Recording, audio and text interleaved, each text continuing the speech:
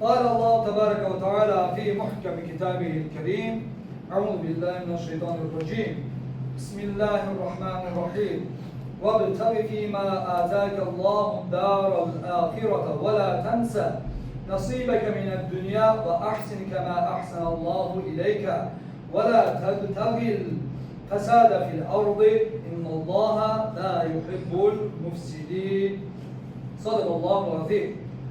Aziz müminler, Uca Allah Kur'an-ı Kerim'de belə buyurmaktadır. Allah'ın sana verdikleri ile Allah yolunda infak ederek ahiret yolunu ister.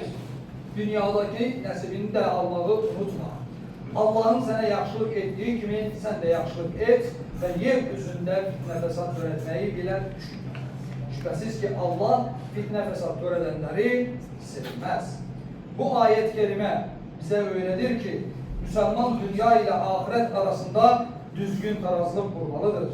İslam dinin dincelmeyi, aileyle vakit geçirmeyi ve Allah'ın halal nimetlerinden faydalanmayı qadağan eləmir. Lakin mümin harada olursa olsun Allah'ın kulu olduğunu unutmur. Tətildə, işdə, evdə Müslümanın Allah'ın karşısındaki məsuliyyətini değiştirmir. Değerli kardeşler, yay mövsümdə insanlar dincəlmək, yorğunluğunu çıxarmaq və ailəsiyle güzel vakit geçirmek üçün tətillərə gedirlər. Dincəlmək insanın təbii ehtiyacıdır. Peygamberimiz sallallahu aleyhi ve sellem Efendimiz de sahabelerine halal çerçevede istirahat etme imkanını vermiştir. Ancak mümin için tətil ibadetin dayandığı, namazın unutulduğu ve haramların adi kabul edildiği bir dövr olabilmez. Resulullah sallallahu aleyhi ve sellem Efendimiz belə buyurmuştur. İnsanların çoğu iki nimetin gelir kıymetini bilmirler. Sağlamlık ve boş vakit. Değerli kardeşler, boş vakit Allah'ın bize verdiği büyük bir nimettir. Bu nimeti faydasız işlere, günaha ve israfa sərf etmek doğru değildir. Tətil günleri hem bedenimizi dincelttiğimiz hem de ruhumuzu qidalandırdığımız günler olmalıdır. Namazımızı vaxtında kılmalı, Kur'an-ı Kerim okumalı, zikir ve dua etmeyi unutmayarak Allah ile əlaqəmizi daha da yaxşı etmeli, güçləndirməliyik. Hörmətli müsəlmanlar, bugün tətil deyildikdə çox vaxt dəbdəbə, göstəriş, həddindən artıq xərcləmə və israf başa düşür. Halbuki, müsəlmanın ölçüsü, insanların baxışı olmamalı, Allah'ın razılığı olmalıdır.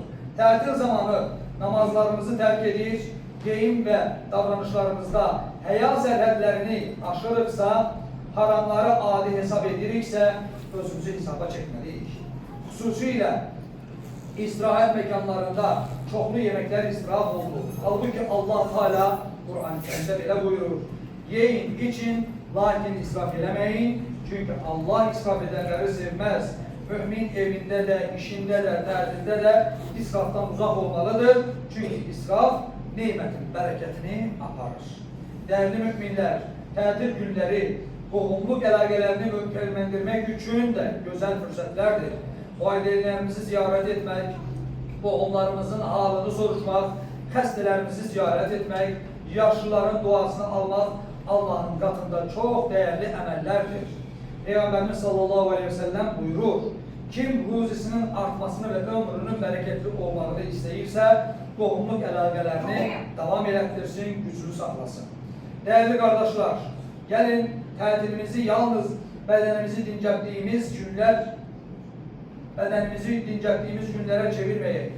Onu ailemize vakit ayırdığımız, valideynlerimizin könlünü aldığımız, evlatlarımızın terbiyesiyle maraklandığımız, qohum əqrəbalıq bağlarımızı güçlendirdiğimiz, ibadetlerimizi arttırdığımız ve Allah'ın razılığını kazanacak işler gördüğümüz günlere çevirek. Ələ innə əhsənəl kəlam və əbləğən nizam